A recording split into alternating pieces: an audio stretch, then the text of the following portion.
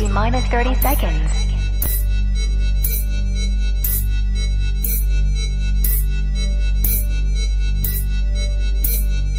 T-minus 20 seconds. 15 seconds. 10, 9, 8, 7, 6, 5, 4, 3, 2, 1, 0. 12 miles. No contact approaching 5 miles. Contact 17 miles, Monterey. 230. Mile and a half.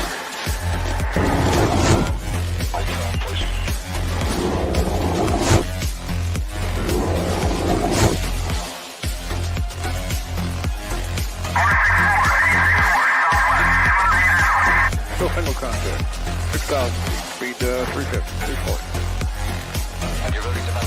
Heads up, it's 30 west, southbound. Team. 1 Alpha has 2 contacts, 166 at 11, Angels 5.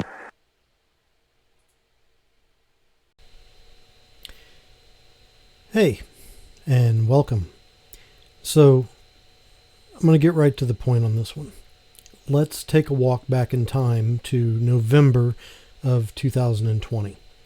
Now, at that time, I was still involved with Lue Elizondo on that failed media project. But this isn't about that. It's just setting the stage for what I'm about to say. I had appeared on Unidentified Inside America's UFO investigation, and my name was getting around to some prior service folks that I knew from a previous life. On November 29th of 2020, one of these people, who was a good friend of mine and a former U.S. Army intelligence officer, gave me a call. He had just witnessed what was to him a UFO, and he didn't know where else to go. But he knew me, he knew I was involved in this topic, and he reached out. But this isn't about that sighting either. However, feel free to pause this video and read the report here for yourself. So, this is about something much, much more important to me, and that's judging the truthfulness of Lue Elizondo. At that time, I had very little reason not to trust Lue, and when I got the phone call, I first reached out to both Lue and Sean Cahill via the Signal app. I created a 3-way group chat and let them know that I had just gotten a call and that my witness was writing up his notes from his sighting. Lue was the first one to respond with a single-word text reply of "excellent," and then Sean replied with a "nice." So I continued to give them a description of the event, and Elizondo replied by saying, "Again, excellent work indeed. Our friend in D.C. may also be interested." Now, at that time, I didn't ask too many questions. But in previous conversations with Lue, he had stated he was still communicating with folks over at the UAPTF and several folks at the Pentagon regarding UFOs. So I just told them that I'd get that report written up and make it into an acceptable government memo format. So after writing up the report, I sent it to Lue as an attachment in the group chat on Signal. Lue then texted back and said, "Perfect. Do I have yours and the source's permission to share with the new task force commander? Please advise." Okay. So I told him that that was fine and to go ahead. And Lue's next reply is what has had me chasing this event for nearly the past 3 years. Lue texted back on the Signal app. He said, "Copy. Under no circumstances can the general public know that the report has been shared with the USG. This is a gentleman's game, and mutual trust is of primary importance. The price of the ticket to play the game is knowing that you will never be able to tell anyone you are helping folks on the inside." Okay. He then continued after my response of, "Helping who? I've not done shit, Lue." He replied by saying, "Report has been forwarded. Will advise on feedback.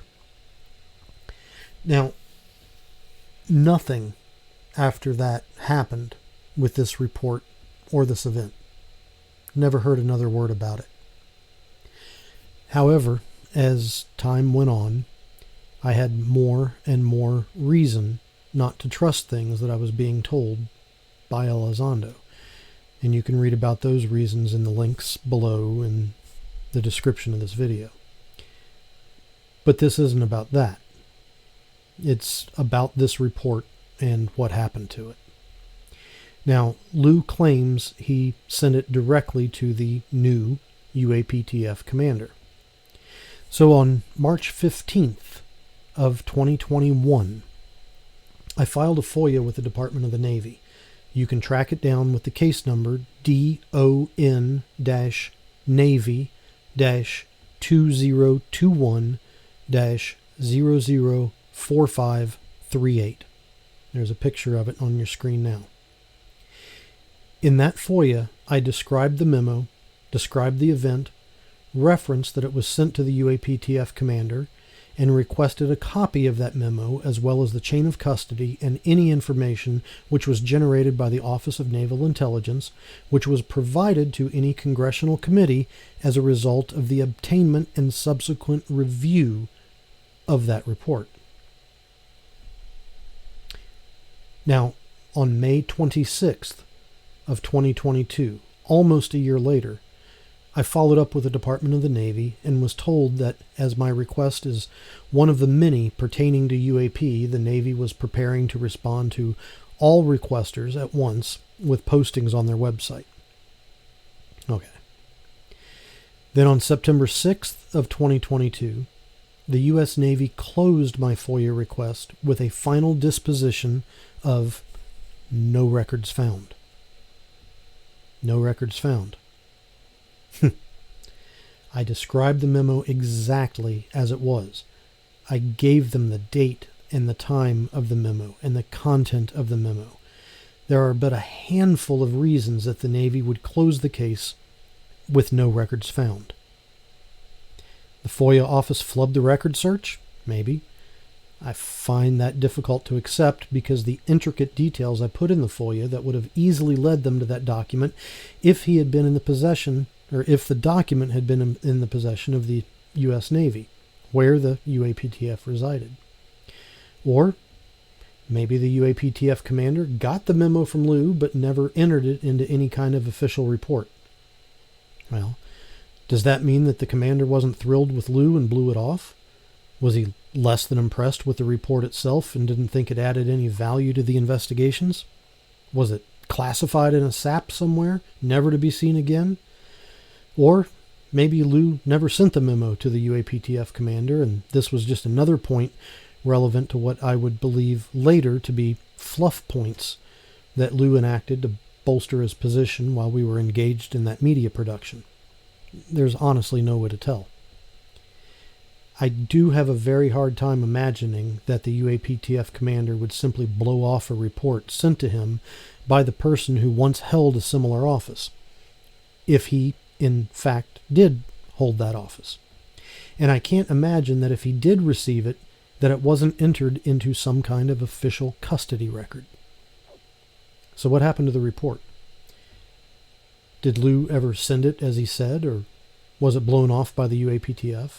And if it was blown off by the UAPTF, is that signifying that they didn't want Lue to be involved, didn't value the report, or didn't have the legal authority to collect civilian intelligence? Lue claims he sent it to the UAPTF Commander. The Navy claims there are no records of its existence. Who's telling the truth, and what happened to that report? So, I filed another FOIA request on May 4th of 2023, a very similar request to the original. However, this time, in addition to the wording of the original request, I also asked for any emails to and from Lue Elizondo, Stratton, McKernan, which were the two UAPTF commanders that had a little overlapping time at the time. And not only that, I included with my FOIA request the actual memo which I originally sent to Elizondo. You can read the request here. It's on your screen. Just pause your video again, as I'm not going to keep it up there forever. Now, I don't expect any quick return on this most recent FOIA request. But it would be extremely interesting if it does return with the report, the chain of custody, and where it ended up, as that would certainly shed some light on what Elizondo was doing with the UAPTF during the time he was telling people in private that he never left the government, while publicly stating he resigned his position.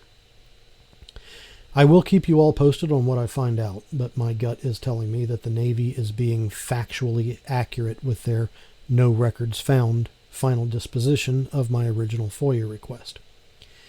Time will tell if the second FOIA returns the same or if something else is uncovered. If it returns with proof of the report's existence within the Navy and the UAPTF, then we know Elizondo was telling the truth. If it comes back again as no records found, we are again left with ambiguous statements that are unable to be verified. That's all I've got at the moment. Thanks for watching, and I'll keep you posted.